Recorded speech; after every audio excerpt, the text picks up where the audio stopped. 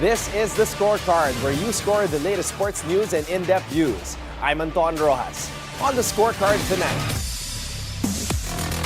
Eala, Coco Gauff storm into Italian Open doubles quarterfinals. National University pushes men's volleyball finals to a do-or-die match as they stop FEU from claiming the title. McIlroy to headline Australian Open after Masters triumph. MOA Arena unveils the country's largest and most advanced centerhung. In Major League Baseball, the Yankees tie it late but fall to Mariners in extras 2-1 final. In the NBA playoffs, Haliburton ignites the Pacers as the Cavs crash out. While the Thunder rally to defeat the Nuggets and take a 3-2 series lead. And joining us tonight, Olympians Akiko Thompson Guevara, Stephen Fernandez, and Coach Noli Ayo to talk about how sports can shape future leaders. All the headlines and more on the Scorecard tonight, the 14th of May. Now here's our roundup. Eala and world number 3 Coco Gauff continued their dominant run at the Italian Open women's doubles, easily advancing to the quarterfinals with a straight sets victory. In their first tournament together, the unseeded pair took down local wildcards Tyra Caterina Grant and Lisa Pigato 6-2, 6-3 at the Pietrangeli court in Rome. The match was over in just over an hour, building on their strong opening round performance against Alexandra Panova and Fanny Stoller, where they won 6-3, 6-1. Despite a brief comeback attempt from Pigato and Grant in the second set, who broke Gauff's serve to level the score at 3-3, Eala and Gauff responded with 3 straight games to seal the win in 1 hour and 7 minutes. With this victory, the Filipino-American duo now moves on to the quarterfinals, where they will face the formidable defending champions Jasmine Paulini and Sara Errani. National University refused to back down, keeping its historic 5-peak chase alive after outlasting Far Eastern University in a thrilling 5-set battle, 25-20, 22-25, 25-15, 18-25, 15-11 in Game 2 of the UAAP Season 87 Men's Volleyball Finals at the Mall of Asia Arena. The Bulldogs, who blew a 2-1 lead, stayed composed this time around to forge a decisive Game 3 this Saturday at the same venue in Pasay City. Jade Disquitado, who came in late in the match, sealed the win with a clutch block on Rick Saavedra, sparking a 5-1 finish that shattered FEU's championship hopes. The Tamaraos had an 8-5 edge early in the 5th, but unforced errors cost them dearly as NU turned the tables with a 5-0 run to take a 10-8 advantage. Tied at 10-all, Buds Budin and Peng Tagibolos took over, pushing NU to a 13-10 cushion. Leo Aringo then fired one through FU's defense to put NU at match point 14-11. Budin led the charge with 20 attack points, while Obed Mokaba dominated at the net with 6 blocks to match Budin's 20 markers. NU grabbed the opening frame but let a 14-9 advantage slip in the second set as FU rallied back to level the match behind key plays from Bituin, Ordiales' misstep, and a Saavedra kill. Saavedra topped FU with 24 points, Bituin scored 10, and Charles Absin added 9, including 4 blocks. It all comes down to Game 3 with the season title on the line. Rory McIlroy, who just won the Masters, is set to make his comeback to the Australian Open after a long absence, promising a stellar return to one of golf's most celebrated tournaments. The Northern Irishman, who claimed his first Masters victory last month, has now joined the elite group of golfers who've achieved a career Grand Slam. McIlroy revealed he will compete in this year's Australian Open from December 4 to 7, playing on the iconic Royal Melbourne course, and he'll return in 2026 when the event moves to Kingston Heath. McIlroy's return ends a long 11-year absence from the tournament, where he previously came out on top in 2013. McIlroy's win at the Masters marks the end of a 9-year major winning drought and adds the last missing piece to his major trophy collection, having previously won the US Open, the Open Championship, and the PGA Championship. SM Mall of Asia Arena has unveiled the Cube, the biggest and most high-tech center hung in the country, worth over $2.1 million. Designed to elevate the fan experience and add excitement to future events, this state-of-the-art installation was launched today to celebrate MOA Arena's 13th anniversary. The addition is part of a broader push to meet international tech standards and set a new bar for local venues. The center hung was designed and built by Daktronics, a world-renowned name in LED display and audio systems. Their cutting-edge scoreboards are featured in NBA powerhouses like the Intuit Dome in Inglewood, Madison Square Garden in New York, and Crypto.com Arena in Los Angeles. The Cube boasts a total active display area of 176 square meters, a big step up from the previous 138 square meters, and delivers brighter, more vibrant visuals that fans can enjoy even from a distance. It's a 117% upgrade over the old setup, and yes, it includes a top ring with 30 square meters plus a bottom ring measuring 18 square meters. Now get ready to witness every play, every point, and every moment like never before, only at the SM MOA Arena, where the game levels up. In Major League Baseball, the Yankees battled back in the 9th but couldn't finish the job, losing to the Mariners in 11 innings in Seattle. It's New York's first loss, with Max Fried starting after an 8-0 streak, and they dropped to 1-3 in extra innings games this season. Fried gutted through 5 innings, allowing 1 run while striking out 5. On the other side, Brian Wu shut down the Yanks, retiring 15 straight at 1 point. The Yankees were 0 for 14 with runners in scoring position, leaving 11 men on base. Their 9th inning run came without a hit. Goldschmidt got hit, stole second, then scored on a Volpe check swing grounder and throwing error.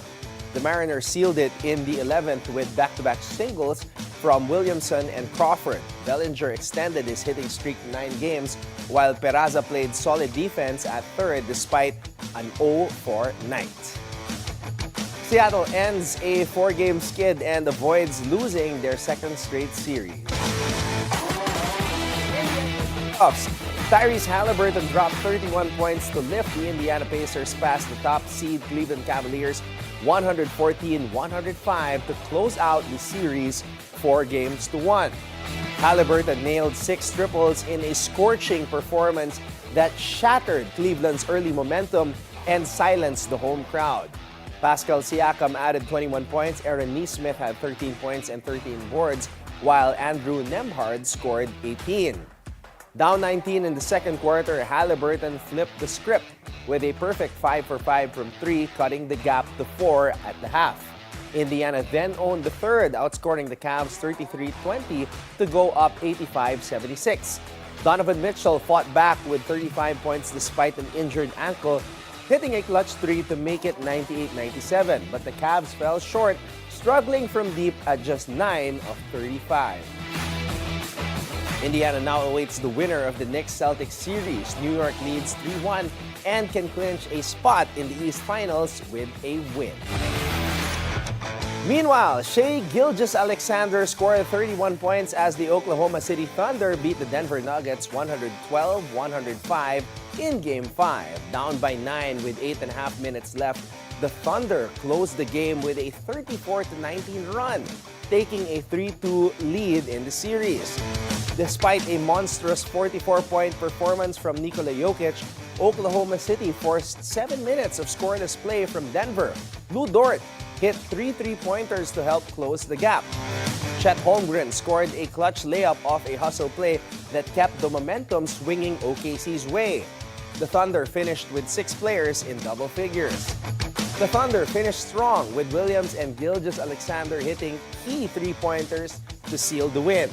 Oklahoma City outscored Denver 63-37 in the last two quarters. Gilgeous-Alexander added 31 points and 7 assists, while Williams contributed 18 points and 9 rebounds. And here are the current playoff rankings.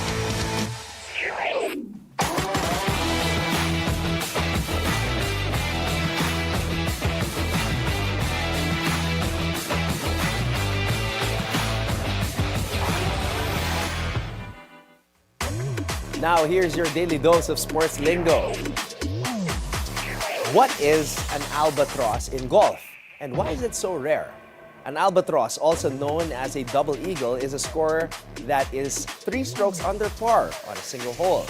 One of the rarest feats in golf. For example, scoring a 2 on a par 5 or a hole-in-one on a par 4 would count as an albatross, unlike a birdie or eagle.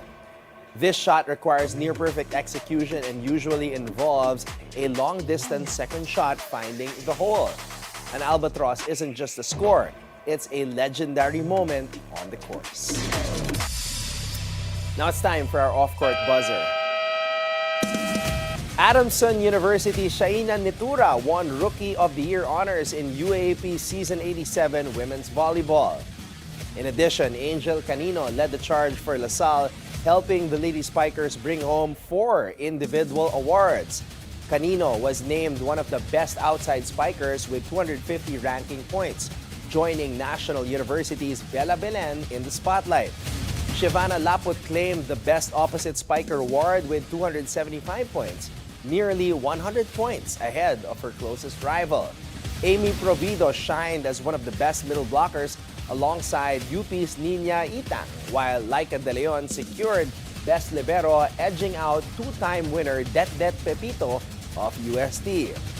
NU's Bella Belen took home the season MVP award, her 3rd overall, joining volleyball legends Alyssa Valdez and Eileen Ege in the history books. Also recognized was NU's Lams Lamida, who reclaimed her best setter title after a successful return to form. Congratulations to all the awardees and a huge cheer for Shaina Nitura's remarkable debut. Meanwhile, Kennedy Batas of Ateneo was named the UAP Season 87 Men's Volleyball Most Valuable Player after a standout season that saw him lead the Blue Eagles despite missing the Final Four with a 7-7 record. Batas amassed 79.815 statistical points, almost 5 more than runner-up Noel Campton, who scored 74.906. The 23-year-old finished second in scoring with 263 points, hitting at a 44.79% spiking clip, and ranked 4th in aces with an average of 0.30%. He also placed in the top 10 in reception and digging, showing his versatility. Following the award ceremony, Batas said the MVP win would drive him and his team to greater heights. UST's J.J. Macam won Rookie of the Year, finishing 3rd in the MVP race with 74.681 SPs, far ahead of other first-year players. Batas and Macam were both named Best Outside Spikers, while UST's Popoy Colinares and Adamson's Leo Cogimbal were named Best Middle Blockers. Ateneo's Amil Pasino won Best Opposite Spiker. UST's Dux Yambao claimed Best Setter, and Menard Guerrero was awarded Best Libero. The awards were presented before Game 2 of the best-of-3 finals between FEU and NU. And that's our roundup for tonight, the 14th of May. Up next, Olympians Akiko Thompson Guevara, Steven Fernandez, and Coach Noli Ayo talk about how sports can shape future leaders. When we return right here on The Scorecard.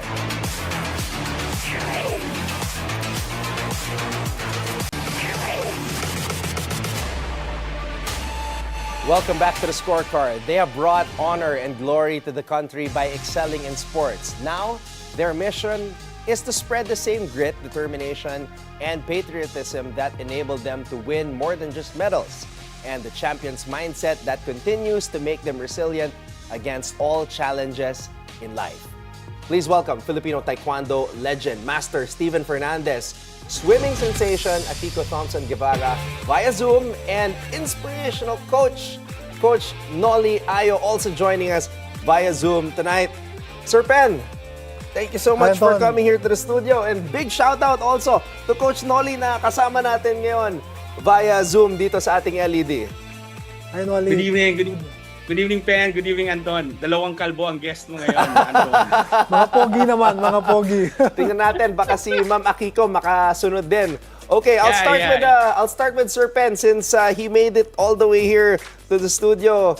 Sir, pang-apat na taon na pala to ng inyong programa, which is of course a brainchild of Coach Nolly Ayo. What makes this year different compared to the ones in the past? It's true, it's the fourth installment of the OSLP Sports Leadership Program.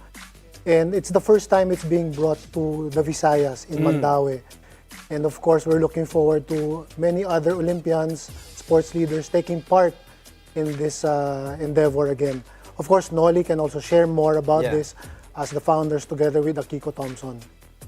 Coach Nolly, Sir Pen and I were speaking prior to starting the show, and he was telling me a little bit about the origins of your program, which started pala nung pandemya. Everything started online, and it's only fitting that we're doing this online as well. Could you tell us about the origins of your program, Coach?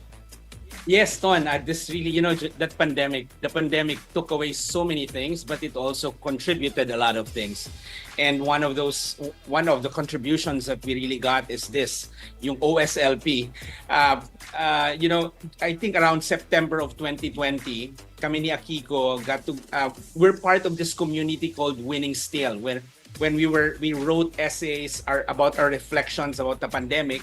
And then when we were doing writing workshops, nag-usap kami ni Akiko na parang, Kicks, we are creating stories. Why not be intentional about it and spread more stories?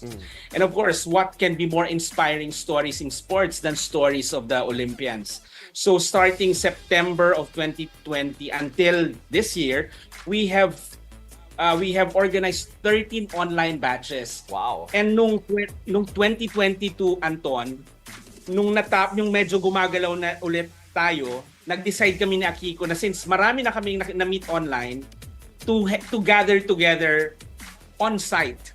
And that's when we had our first OSLP summit in Puerto Princesa. And then, ito na, pang-apat na taon na ito. And thank you for allowing us to share our story tonight. And I'm pretty sure it was a huge opportunity to anybody who was a part of the OSLP, lalo na yung mga may plano na gumawa ng impact with regards to sports. Sir Pen, what was it like? Kasi parang I imagine this to be somewhat of an Avengers assemble in sports na Olympians nagsanib puwersa to share their wealth of knowledge. What was it like during the first 3 years? Well, during the first 3 years, it was online. Nung una nangangapa din kami to share the stories, but as we got along, time made us parang more comfortable with it. And then more Olympians came on board to share the stories. More people came on board to listen, to watch also, and experience the time we had as athletes.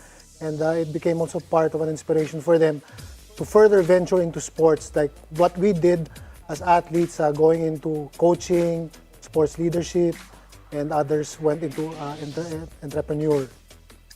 Coach Nolly, so while somebody like Sir Pen comes in and shares his story, yung mga nag-a-attend ba, nagre-request din ng certain Olympian to come in and share a story based on his or her personal experience? Yes, definitely. And maganda yung sinabi mo kanina, Tono, na it's like an Avengers. Because that's really, when I realized it, wow, parang all those, big names in sports, nakikita-kita kami online, and then meron din, face-to-face. And then, it's really something, it's a novel experience. Kasi the Olympians, they gather together. But bibihira yung mga regular coaches, sports leaders na nakakasama ang mga Olympians in a 3-day event. And we really encourage them to network and explore ways of working together. So, meron kaming tatlong mensahe na binabanggit pa ulit-ulit ni Akiko and ni Pen dito sa OSLP. Storytelling, ang halaga ng kwentong matino. Networking, ang halaga ng mga maayos na mga kasama. At higit sa lahat, systems thinking, yung halaga na may gagawin kayo pag kayo'y nagsama-sama. So, You know what, Coach Nolly, one of the most memorable stories that Sir Pen shared to me was during his experience in the 1992 Barcelona Summer Olympics. And this was the Olympics na naglaro si Magic Johnson, Michael Jordan. What was it like for you, Sir Pen, you know, having those stories, having those experiences, and then sharing it with aspiring sports leaders and athletes? Well, in 92, I was also a fan. No? I was playing there, but I was a fan. And going into the OSLP, sharing these stories, you'd see the reactions also of the participants na you were there when we also, you know, these are our idols also going into, you know, the sport of basketball. And, you know, nakakatuwa because later on, you know, you see them smile and, you know, it makes them more motivated to do their best in what they do as an athlete, as a coach, and also as a leader to inspire others even more. Grabe. And now may mga documentaries, di ba, sa Netflix, yung Redeem Team. And it's just crazy to think that Sir Pen was there during those times, that the Dream Team was really promoting basketball all over the world. That talagang that opened the doors for the likes of yung mga international players to join the NBA. Coach Nolly, ang ika-4 na OSLP is happening in June. Tama po ba sa Mandaue? Yes, June 19 to 21, Anton, in Mandaue City. So our partner is the LGU of Mandaue and our host school is Sacred Heart School Ateneo de Cebu. And we have 2 keynote speakers coming in. One is from Japan, AJ Koikoy, from the United Nations Institute for Training and Research. And the other one is coming from Canada, Arkendu Banerjee, an athletics and performance coach coming from the Royal University in Calgary.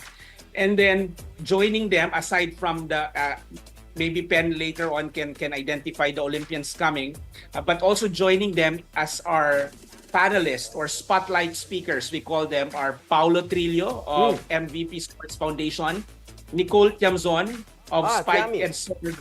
It's Chami, and of course, I'm sure good friend mo to, si Mix Bustos, who's a sports advocate and ambassador. Shout out to Mix Bustos. Yes, mga kaibigan natin yan, Coach. Okay, Sir Pen, sino ba yung mga Olympians na sasama dyan? Well, actually, we have a list, no? But so far, from the board, we have Jetro Junicio, and our Secretary General also coming in is Ral Rosario.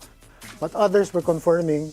But we'll have definitely at least 4 to 6 Olympians, including Akiko and I, to make 8 Olympians in this coming OSLP in Mandaue, Cebu. Ayun. Okay, Sir Pen, Coach Nolly, to close our interview, paano ba, is there still time to join and register? How can people be a part of this? And of course, can you tell us what to expect?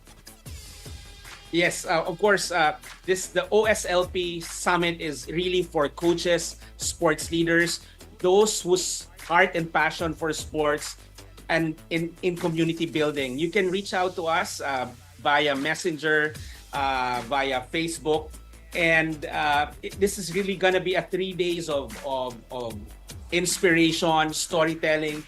The heart will be the stories of the Olympians. It is an opportunity also to connect with other sports leaders inside and outside the country, and more importantly, through the help of the Philippine Sports Commission and our partners MVP Sports Foundation and Smart Sports, we will be able to help fund potential sports projects for the community. So ito yon, pipiliin din namin yon in the process, sino yung mga pwedeng matulungan through the activities that we have prepared in the summit on June 19 to 21. Sir Pen, anything you want to add? We hope to see everybody in the summit, and One of these days, maybe, Coach Noli, we can have Anton as well. Join us in that summit. Yes, please, Anton, ha? Ilista natin yan. Oh, gagayahin ko lang yung mga idol ko katulad ni Gretchen Ho. Si Gretchen Ho, di ba? Yeah. nag-share din siya ng kanyang mga stories. Nakadalawa na siya, Anton. Nakadalawang summit. Nakadalawa na. Okay, all right. Coach Noli, thank you so much. It's good to have you on the show. And of course, Thank you, Anton. Sir Pen, Thank you. I will see you again very soon. And we'll have you soon also in the summit, one of these days, in the future. Yes, sir. Thank you. Thank you so much. Thank you, Pen. Thank you, Ton. Thank you.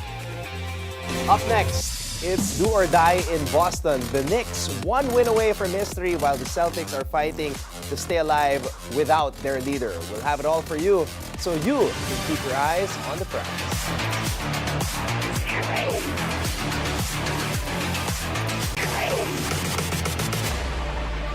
Welcome back to the Scorecard. It's time to keep your eyes on the prize.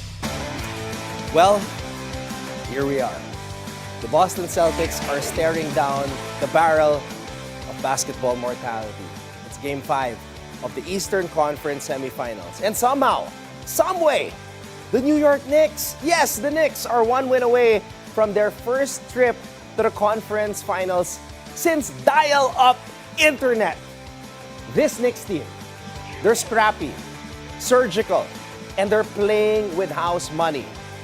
Jalen Brunson. 39 points and 12 in Game 4, like he was trying to avenge every Carmelo-era letdown in one night.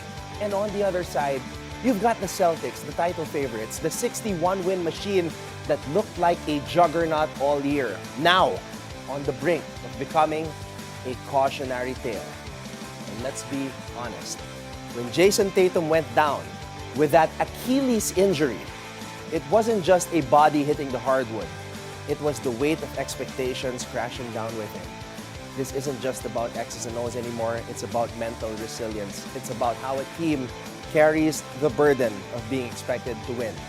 That pressure, it's real. You can see it in how Boston shooters tighten up in the fourth. You can feel it when the Garden crowd starts to buzz with belief. And here's the twist. The Celtics still scored 113 in Game 4. Tatum, he had 42 before the injury.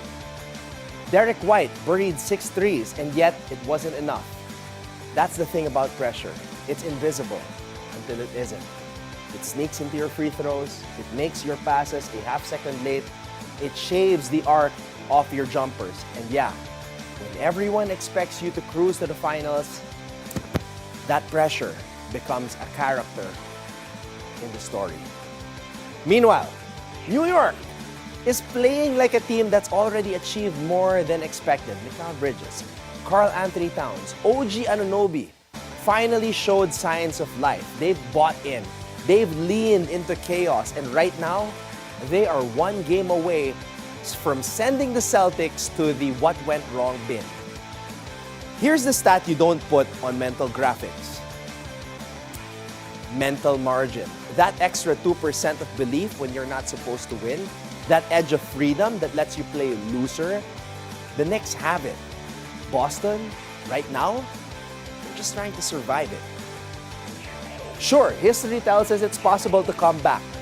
But of course, Tatum is out for the season. He already had surgery, so this might be the end of the line.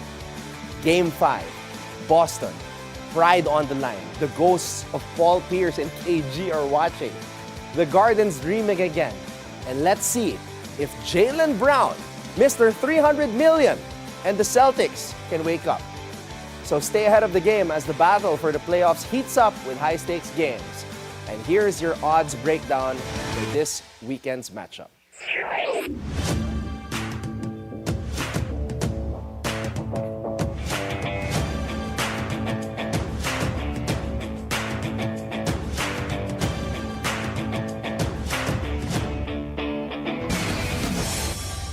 And that wraps up tonight's preview so you can keep your eyes on the prize.